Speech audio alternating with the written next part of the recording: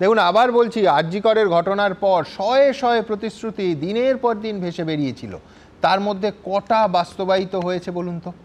আরজি করের ঘটনার 10 দিন পর 2024 সালের 19শে আগস্ট পশ্চিমবঙ্গ সরকারের সার্কুলার অবধি বেরিয়েছিল। তাতে কত কি লেখা ছিল হাসপাতালের ভেতরে মহিলাদের সুরক্ষা, চিকিৎসকদের সুরক্ষা নিয়ে। এই 11টা পয়েন্ট পড়ে আপনাদের ধৈর্যচ্যুতি আমি ঘটাতে চাই না। প্রথম পয়েন্ট ছিল যে separate designated restroom with toilets for women. আমি বলছি, আজকে দেখা যাচ্ছে এসএসকেএম হাসপাতালে চিকিৎসকদের টয়লেটে নাবালিকার শ্লীলতাহানি হচ্ছে। এই যে উলুবেড়িয়ার ঘটনা, সেখানে মহিলা চিকিৎসককে ডেজিগনেটেড রেস্টরুমের মধ্যে হুমকির শিকার হতে হচ্ছে।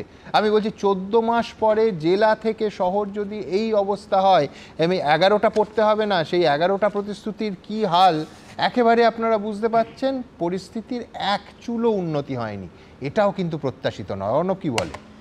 সুমনদা, এতক্ষণ ধরে যে আলোচনা হলো এবং তারপর আপনি যে 11টা প্রতিশ্রুতির কথা বললেন, সেইটার প্রেক্ষিতে দাঁড়িয়ে প্রথমেই যেটা বলবো যে আপনি যে 3টে ঘটনার কথা নিয়ে আজকে এই অনুষ্ঠানটা আমরা চলছে এবং কথা বলছি, 3টে ঘটনাই মানে অত্যন্ত নিন্দাজনক এবং একই সঙ্গে ভীতিজনকও বটে যে এরকম ঘটনা তারপরও ঘটছে। কিন্তু এতক্ষণের আলোচনা থেকে 3টে পয়েন্ট আমার মনে হয় এখানে এসে আসা দরকার সামনে। 3টে কেন, তুমি মহারাষ্ট্র ধরে 4টেও বলতে পারো। আমি মহারাষ্ট্র আনবো পরে, হয়তো মহারাষ্ট্রে পরে যাচ্ছি, আমি বাংলার ক্ষেত্রেই বলছি সুমনদা। সেটা হচ্ছে যে প্রথম যেটা আপনিও আলোচনা আনলেন এবং একাধিক বক্তা এখানে বললেন, সেটা হচ্ছে গভর্নেন্সের জায়গা। 2 নম্বর হচ্ছে ডক্টর মাহাতো যেটা বললেন, সেটা হচ্ছে নাগরিক সচেতনতার জায়গা, সেই প্রসঙ্গটা উনি লম্বা করে তুললেন। 3 নম্বর হচ্ছে কঠোর আইন, যেটা অরূপ চক্রবর্তী বললেন।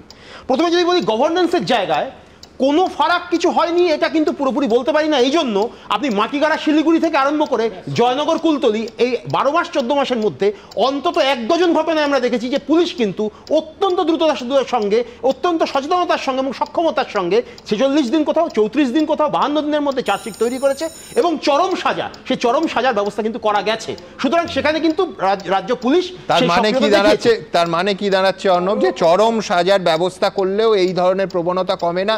যেটা প্রয়োজন সেটা হচ্ছে নজরদারি, যাতে সরকারি হাসপাতালের ভেতরে এই ধরনের ঘটনা না ঘটতে পারে। ঠিক কথা সুমনদা। একই এখানে বললেই আপনি আবার বলবেন আমি ভারত ভ্রমণে যাচ্ছি, তাহলে আপনার মধ্যপ্রদেশে সেই নার্সকে যে অপদার্থ সরকার বলো না, আমি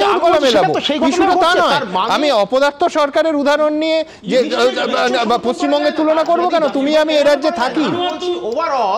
ওভারঅল পুরো জিনিসটা যখন এরকমভাবে ডিক্লাইন করছে, জিনিসটা যখন ডাউনফল হচ্ছে, তখন আপনি যত কঠোর আইনি করুন না কেন, তারপরও ফাঁক ফোকর থাকতে পারে। আমার বক্তব্য যে সদিচ্ছাটা আছে কিনা, সরকার সেই সদিচ্ছা দেখাচ্ছে কিনা।